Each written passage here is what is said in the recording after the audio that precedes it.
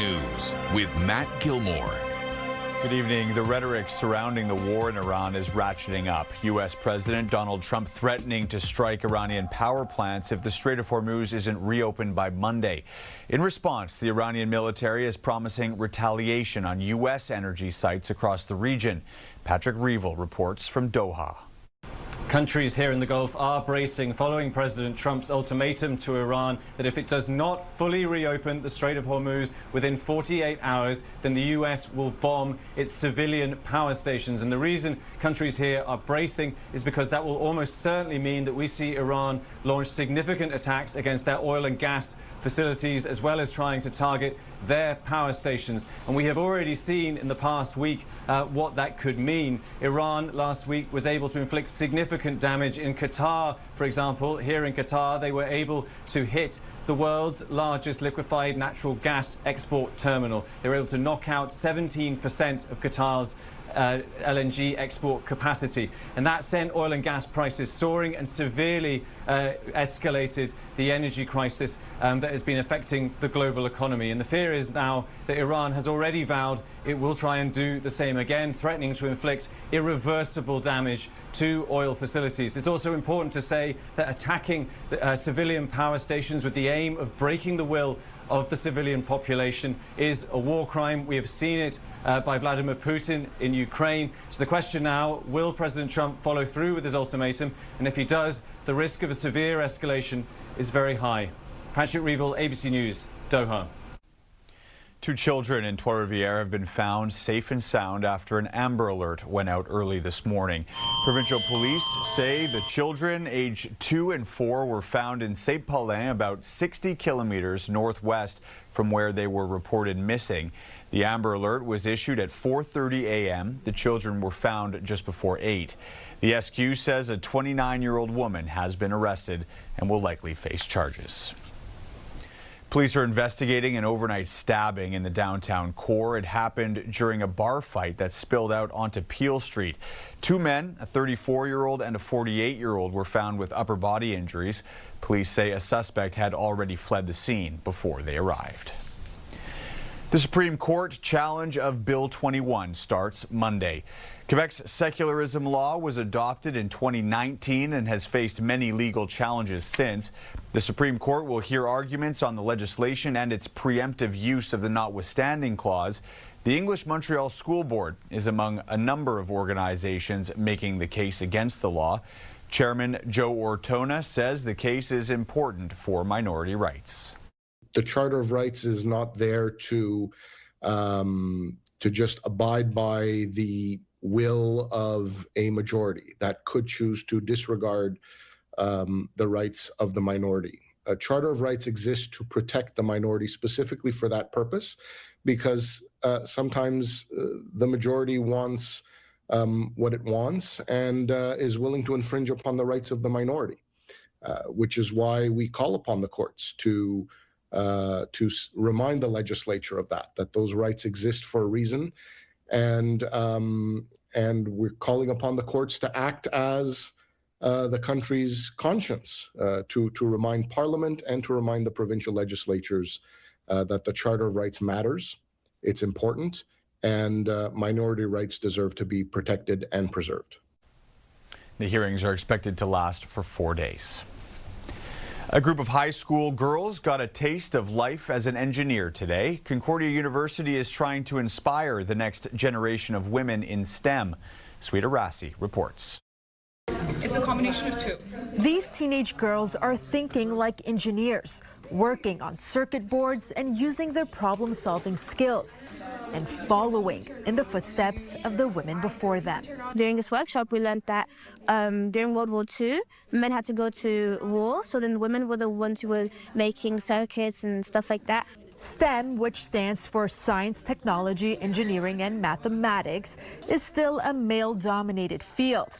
But 17-year-old Sarah Jane Bonfin says that doesn't intimidate her. But it gives me a bit more of a courage, I think, to prove them wrong and show them that it's not just for men, and I'm going to show you that I can really excel in this field. 16-year-old Jerry Eunice agrees. Okay, there's more male in this field, but it also started with women. So if you can do it, I can also do it. So yeah. And that's exactly why Women in Engineering at Concordia University is holding this event. The student-run organization is giving girls aged 12 to 17 a front row seat to STEM, hoping to spark their interest. Elisa Moscato, who is a member of the group, has first-hand experience. I'm in mechanical engineering, and depending on the classes, sometimes we're like 5 girls out of a class of 100 students. Most of the workshops are run by university students who not too long ago were in high school, trying to figure out their career path. Because they're younger, so they can definitely relate to us more, and also they're going through the program, so they can definitely explain how it is. For 15-year-old Isabella Spagnuolo, the message is simple. If you believe you can do it, and if you have the talent to do it, then go for it. No matter who you are. Sri Darasi, CTV News. Quebec cities and towns are sounding the alarm. They say the safety of our drinking water is compromised, including here in Montreal. They say the province hasn't invested enough in fixing aging water infrastructure. And as population centers grow and weather becomes more extreme, the systems are overburdened and vulnerable. St. Laurent Borough Mayor Alan D'Souza is calling on the provincial parties to make access to clean and safe drinking water part of their upcoming election campaign platforms. But at the same time, to deal with new issues that are coming up, such as climate change, that often have an impact of intense rains and overwhelm our existing infrastructures, there is a need to have consistent, known, and permanent funding over a large number of years for us to be able to tackle this issue. Cities have managed 60% of the infrastructure in the province of Quebec, yet the last budget allocated barely 5%. And today is World Water Day. The United Nations is calling for more women to be included in water management. It's also pointing to ongoing inequalities in access to water resources around the world, including in Canada. Canada's Minister of Indigenous Services, Mandy Galmasti, issued a statement saying, quote, "As we recognize World Water Day, we acknowledge that there are First Nations in Canada that continue to face challenges accessing clean drinking water. This reminds us why it is so important to work together to support access to safe drinking water for communities today and for future generations." It goes on to say that in line with this year's United Nations World Water Day theme of water and gender, we celebrate the leadership of Indigenous women in advancing water stewardship and building strong, resilient communities. Thousands of Montrealers braved the cold and snow today for the 201st annual St. Patrick's Day Parade. The conditions weren't great, but the party went ahead as usual. Anastasia Dextrine reports. Sprinkles of green filled downtown Montreal on Sunday to celebrate Irish culture amid a blanket of snow. I'd rather have this than the freezing colds we've had in the previous. This is way better. Rain or shine, we come. Any weather, no matter what. Snowstorm. Yeah, we're going to be here. Nice 20-degree weather. Back in the days, it was freezing, but raining. So at least now it's snowing. We can just bundle up and enjoy the parade. The 201st edition of Montreal St. Patrick's Parade came with a special weather statement from Environment Canada, calling for 10 centimeters of snow. The last time the region saw similar snowfall at this time in March was in 2014. But despite the weather, hundreds of thousands lined de Maisonneuve to see the floats. I think I missed one in my lifetime, and I'll be 53 this year. It's my first one, and I've always heard so much about it, and I was like, I have to come see it. This is the second time, but I love to watch the parade, especially for my kids. This is the fourth time we are enjoying over here, and even in the bad weather, you can see that little girl is also enjoying. Montreal Mayor Soraya Martinez-Ferrada was also in attendance, along with more than 90 organizations and performers on the parade route. This year's theme was Little Shamrock's Big Dreams, and spokesperson Nikki Pichet-Doyle says she has big dreams for the next generation. Kids believe in magic and they believe that they can do anything, so we really channel that into the parade. We have a lot of younger people coming onto the executive now. A lot of us have young kids who also join us at our meetings. My daughter and my son are 5 and 7, and they come with us, so we really try to instill that. And she hopes to see Montreal St. Patrick's Parade continue to hold its place as the largest in Canada. Anastasia Dextrine, CTV News.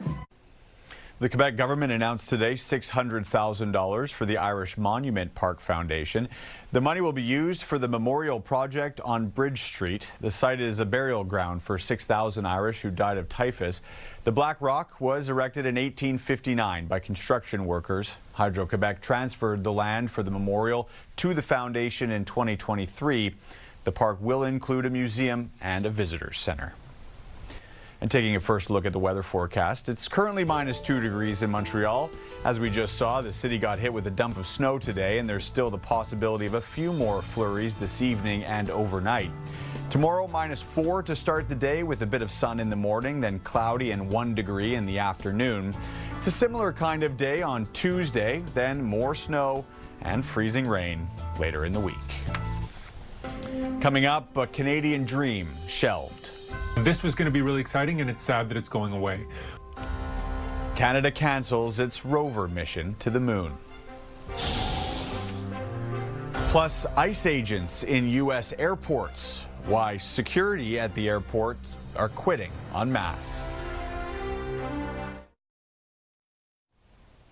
A Canadian dream to send the country's first rover to the moon has been cancelled. The Canadian Space Agency says it will not go forward with the lunar rover mission.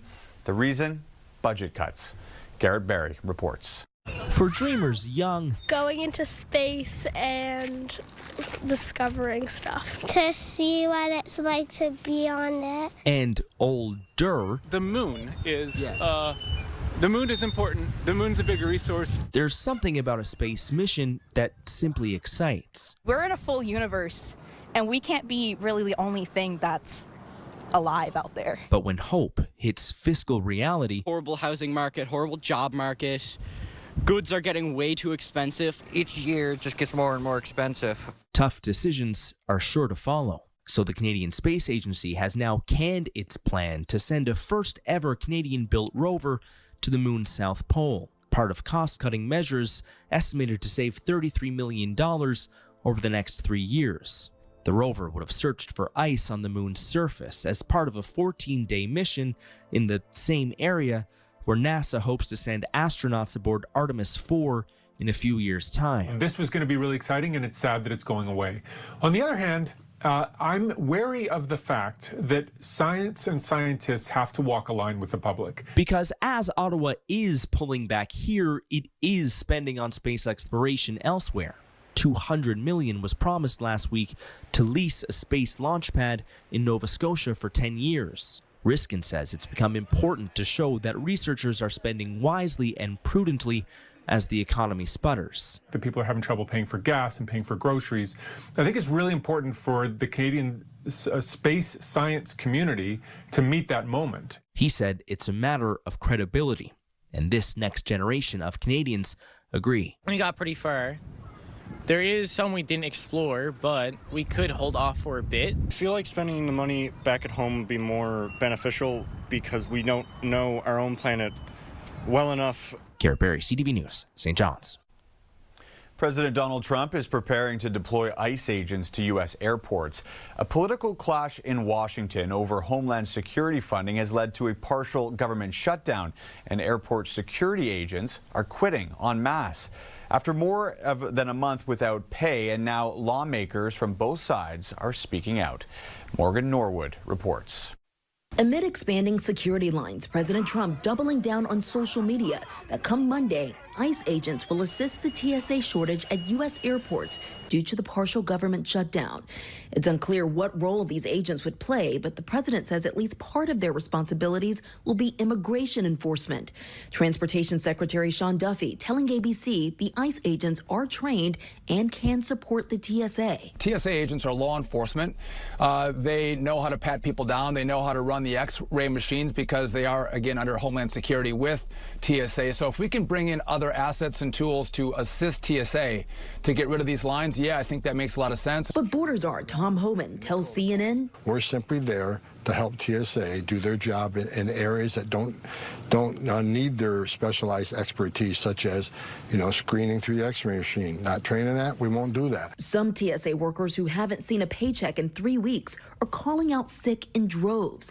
According to the Department of Homeland Security, more than 11% of TSA officers nationwide called out Saturday, the highest amount so far this shutdown, including more than 35% of the staff at New York's JFK Airport and nearly half of all officers at Hobby Airport in Houston. Never making this flight. On Saturday, Jake Austin Steiner says he arrived at New York's LaGuardia Airport the recommended 2 hours before his flight to find a never-ending line. I waited for about 2 hours to just get to the front of the pre-check line. I'd never seen anything like that. So many people, and it was wrapped around everywhere you could possibly look. Democrats say any deal needs reforms to President Trump's immigration enforcement policy, including ICE agents being prohibited from wearing masks and required to wear body cameras, as well as a signed warrant to enter a home or business.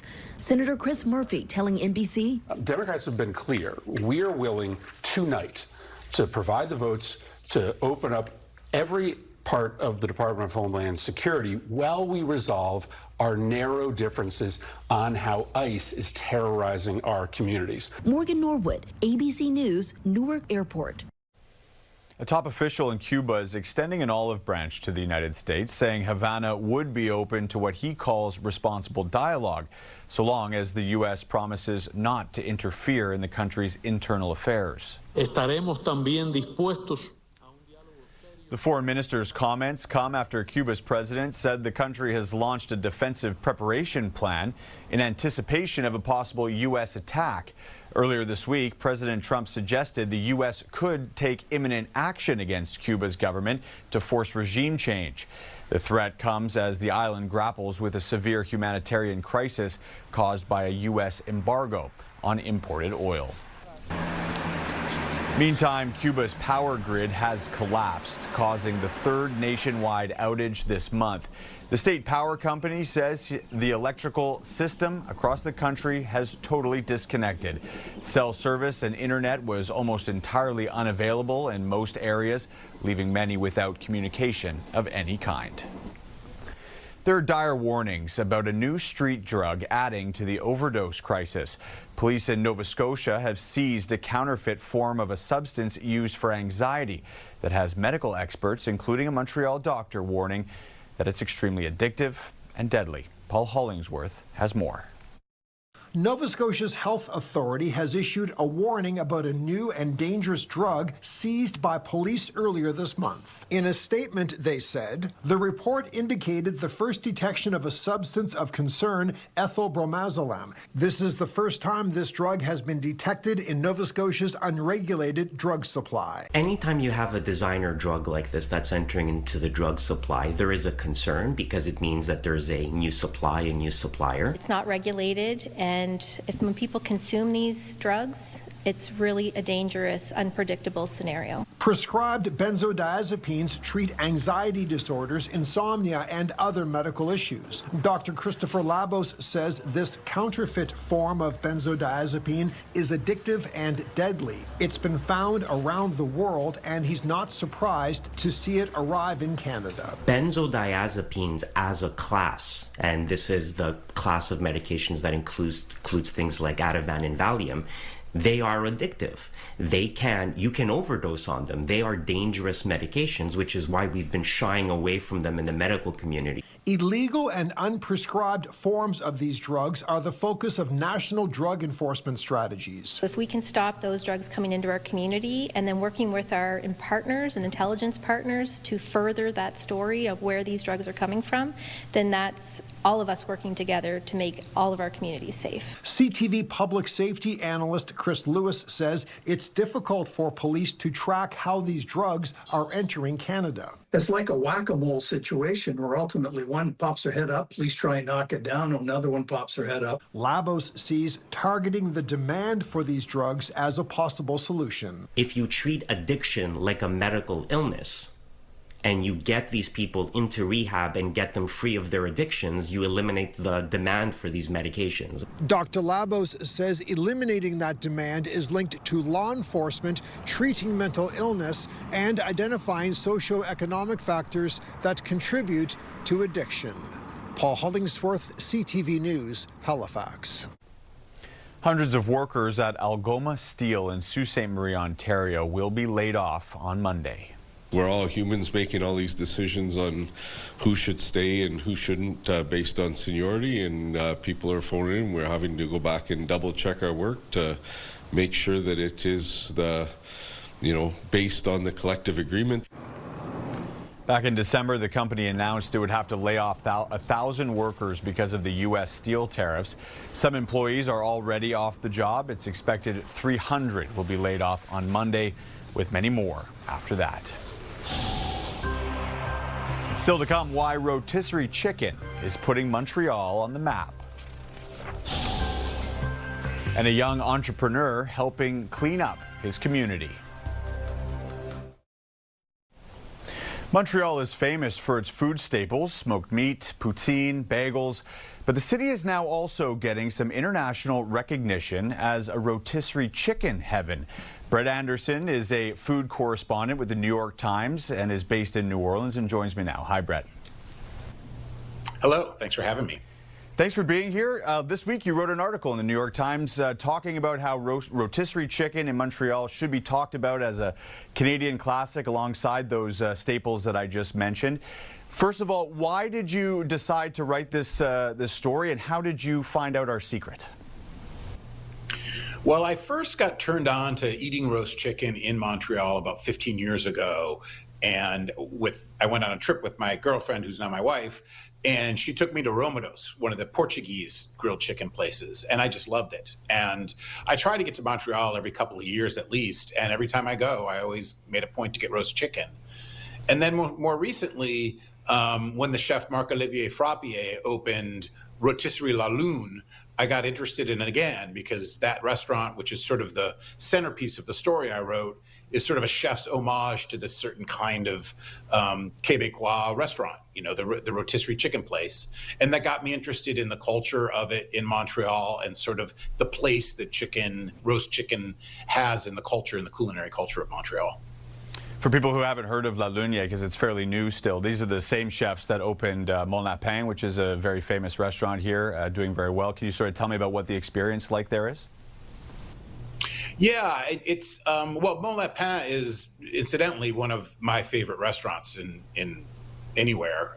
It's an excellent place, and a lot of the quality that I associate with that restaurant group's cooking is on display at Rotisserie La Lune. It's a restaurant where you can get what you would expect to get even at a place called, like St. Hubert. It's French fries, roast chicken, gravy, coleslaw, all very high quality. But it also has other things that they roast there. You can get roast pork and guinea fowl. They also do pâtés and other things that you would more expect to see it sort of like a French bistro. And the idea there is really that they believe that the rotisserie chicken restaurant is sort of Quebec's answer to a French bistro or an Italian trattoria.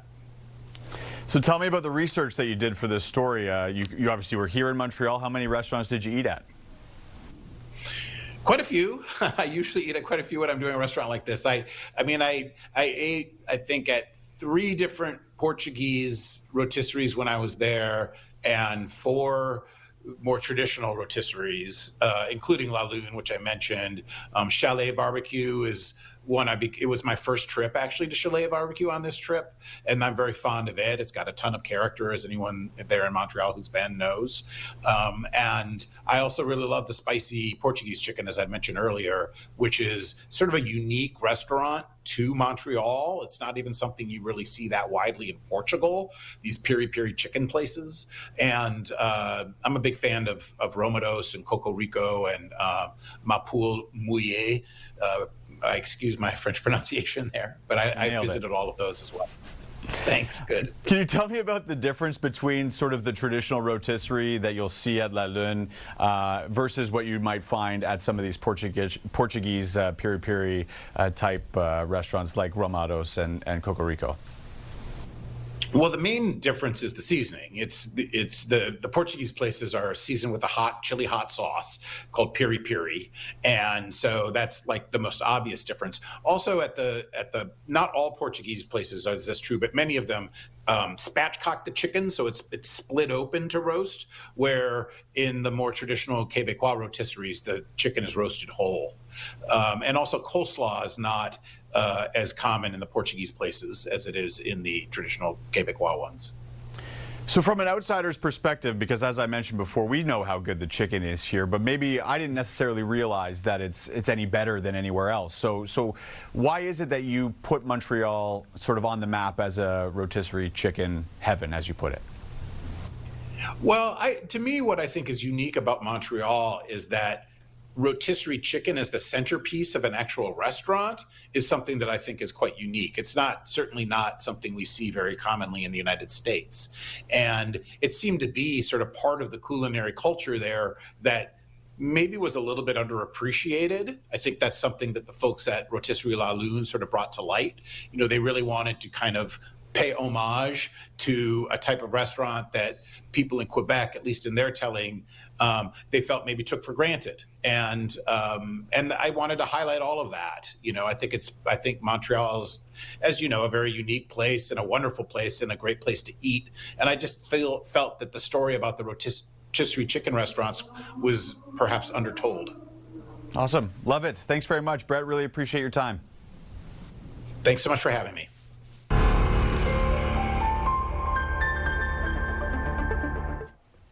Time now for In Case You Missed It. There will be weekly garbage pickup again in Mercier-Hochelaga Maisonneuve, but not entirely, and people want to know why. Laurence Brisson-Dubreuil reports. A scheduled shift meant to clean up the streets is now being adjusted. Starting May 1st, household garbage in Mercier-Hochelaga Maisonneuve will be picked up every week, but only until the end of October. From November to April, collection drops back to every 2 weeks. At community group Les 33, spokesperson André-Philippe Doré says that split doesn't go far enough. Why it's only half of the year, not the whole year. During the winter, there's less smells, there's not less garbages.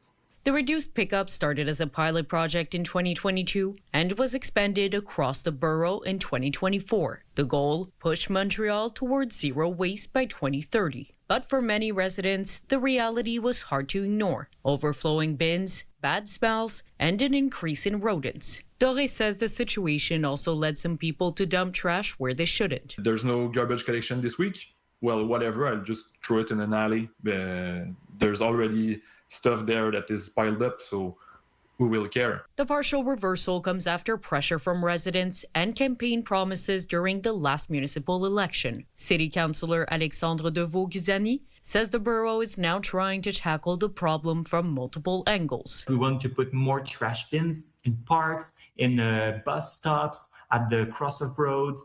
We want to increase that number. He says garbage drop-off points and extra cleaning crews are also part of the plan. The administration insists it's still aiming to cut down on what ends up in the bin, but this time they want to help people sort it out. When we open a bag of trash, like the average bag of trash, you can notice that around 60 to 75% of what it contains doesn't go to trash. He says the goal remains the same. We want to encourage better behavior from the citizens. Recycle more, compost more, throw less away.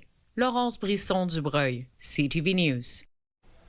A 19-year-old from Ile-Bizarre has started his own business, handling what most dog owners don't always want to deal with. Lauren Fernandez reports. For Zach Pearl, business is picking up. In his case, literally. So I try to be number one in the number two business.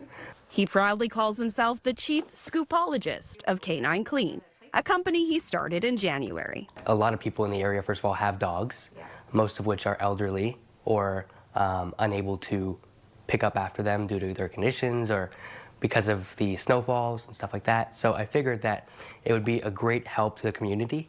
He already has 50 clients. The team is small and includes his brother, Ethan. He's the kind of person where if there's something that he wants to accomplish, he gets it done. He's very helpful. Zach takes it very seriously, from his technique. There is definitely a commercial way to do it, so where you're not straining your wrists or anything, because overuse can definitely affect that. To branding. Should we do different colors at one point? Yeah, you could do. Not just white? Do the black. The 19-year-old is managing it all while also studying justice and society at John Abbott. The most important thing is balance, because if you're not balanced and you're not able to enjoy life and also be able to enjoy what you do, there's no point in doing it. So you have to enjoy what you do. This isn't his first venture. It was a clothing brand, so it was a lot of graphic shirts, graphic tees for athletes in the NBA, the NFL. A lot of them actually wore it, which was pretty cool. We live, we learn. And he's always open to new ideas. Could you expand and maybe create fertilizer? For sure. For sure. That's actually a very good idea. I didn't even think of it. Yeah. He says others are taking note. But there's a lot of commercial businesses that are looking forward to something similar, where they want just waste around the property, whether it's from dogs or just plastic or whatnot off their properties and stuff like that. So there's definitely been an outreach of that. Not bad for a dirty job that Zach says he's happy to do. Lauren Fernandez, CTV News. Still ahead, closing up shop. It's sad to see a legendary spot go. Saying goodbye to an iconic music store. Download the CTV News app and stay on top of local stories as they unfold. Increasing number of abandoned buildings. Customize your feed and watch live wherever you are. CTVMontreal.ca, your home for news. A new report looks at how nurse practitioners, pharmacists, and paramedics could help provide more primary care in Canada. Pauline Chan has the details.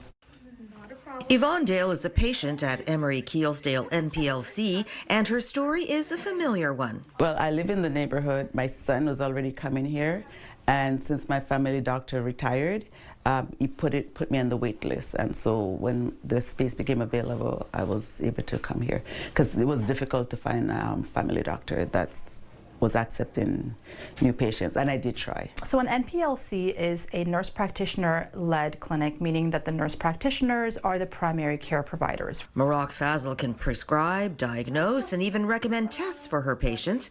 The clinic tries to be a healthcare hub, including a dietitian and a social worker on staff. Here at Emery Keelsdale, they're also planning to bring in a chiropodist because many of their patients are dealing with chronic diabetes and require frequent foot care. Mostly what we see in our community here are patients who have not had care for 15 years, 20 years. Actually, we're getting better at staying alive with a lot more chronic disease, which is great, but that means that people need care. The new study from the University of Toronto looks at 17 high-income countries and how they're all dealing with the growing problem of access to primary care and expanding the scope of practice for pharmacists, paramedics, and nurse practitioners is a key part of that.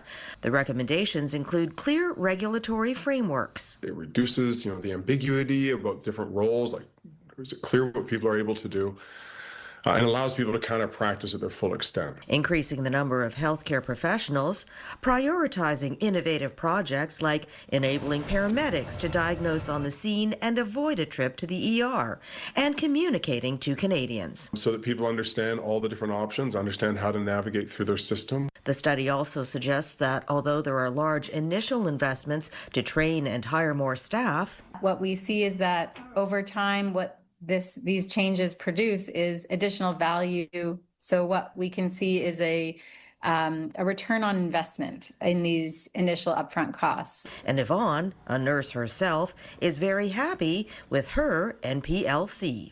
Pauline Chan, CTV News. The family of a Japanese-Canadian World War I vet is finally closer to having their ashes brought back. His ashes were abandoned. Now, a Vancouver organization is stepping up to honor the man who fought at Vimy Ridge. Craig Krause has more.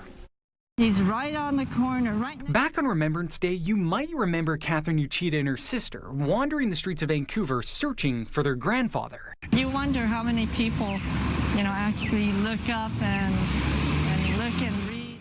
Private Sentaro Omoto, a World War I soldier originally from Japan, died in 1953. His ashes abandoned in a Vancouver Buddhist temple ever since. I need to make this right. I'm on a quest. Months after Yoshida shared her story, we're now learning that a letter was sent to a group that works to bury veterans with dignity. It's called the Last Post Fund, but there's one big issue. There's a policy in place that only allows soldiers to be buried within 1 year of their death. Omoto's ashes have been in this Buddhist temple for more than 70 years. Yet the Last Post Fund had an idea and sent it to a vote. And my motion was to support up to about $8,000 with regards to buying a plot for Mr. Amato. And so the vote passed unanimously. Using private donations to honor Amato to make sure no Canadian soldier is left behind. We're going to correct it and make it right for the family. During our interview with Usher, we were joined by Uchida from Los Angeles. So you two haven't met before. This is the first time? No, First time. The family is indebted to you folks. You don't understand what this means. The family is now planning to move Amato's urn to the Mountain View Cemetery in Vancouver this summer, where he will be laid to rest alongside his comrades. We're going to throw his ashes to the wind, and then he would be lost forever. And he didn't deserve that. An option, no more, all thanks to a few people, including historian Debbie Zhang, who discovered Amato's story last May and has worked tirelessly to make sure he's not forgotten. It means closure for this family. A sense of peace, ending a long and painful journey. We're just forever grateful, and I don't know what to say. Thank you so much. Oh, you're welcome. Craig Krause, CTV News, Vancouver. A long line of eager readers lined up in Ottawa as the capital's first bookstore dedicated exclusively to romance novels opened its doors. Kimberly Johnson reports. A lineup around the corner tells the story of a big debut. I got in line with my friends at 10 a.m. It's now 11, so an hour. As Ottawa gets its very first bookstore dedicated to romance novels. Super exciting. I mean, I love books, and to have like a local bookstore like this is amazing. At Evermore Books on Bank Street, readers looking to scoop up some of the 1,000 plus unique titles inside. Romance, one of the hottest genres on the shelf. It's a nice way to just get lost in a story. The characters are always just so interesting. I'm a big heated rivalry girl and love all of the content coming in right now, especially the Canadian. Romance and fantasy. The popularity of the category is in large part fueled by social media and book talk, where people can share and critique the books they've read. I find it really nice that people are more outspoken about reading romance. So there's so many different levels. It's not always just straight up like spicy romance books. There's fantasy, world building, mystery. Romance has been one of the highest profitable genres of fiction for many, many years. I think what we're seeing with book talk is it's becoming more normalized.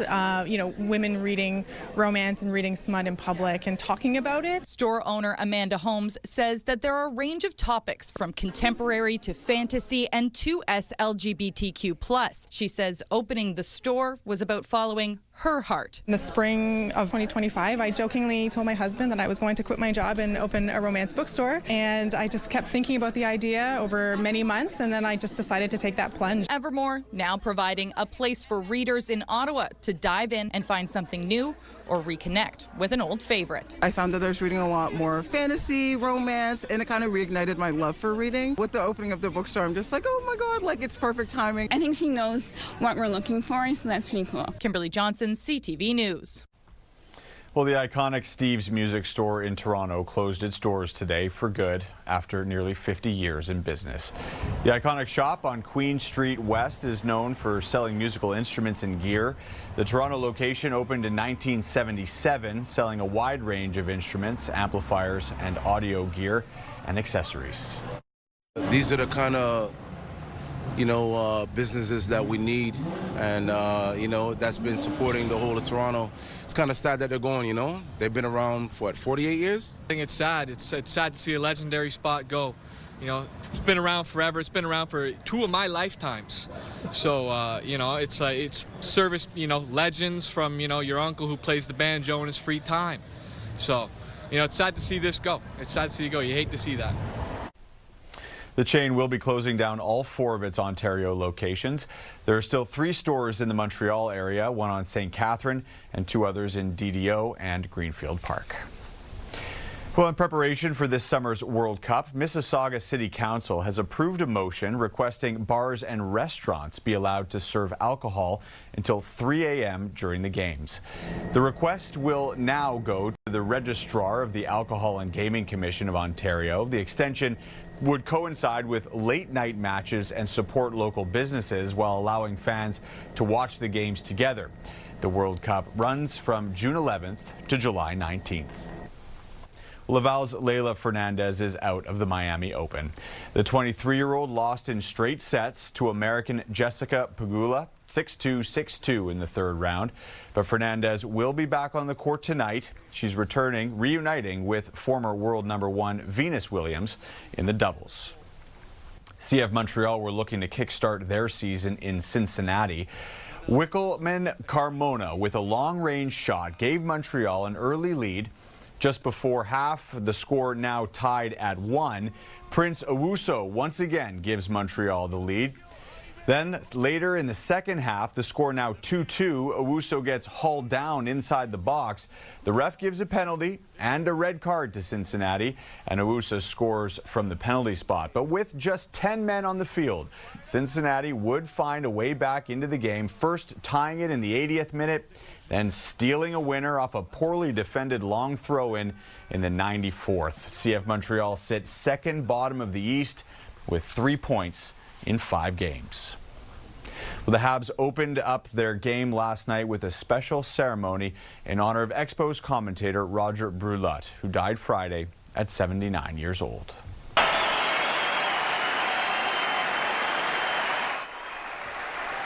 After the emotional ceremony, the game did not disappoint. Juraj Slafkovsky got the Habs on the board in the first.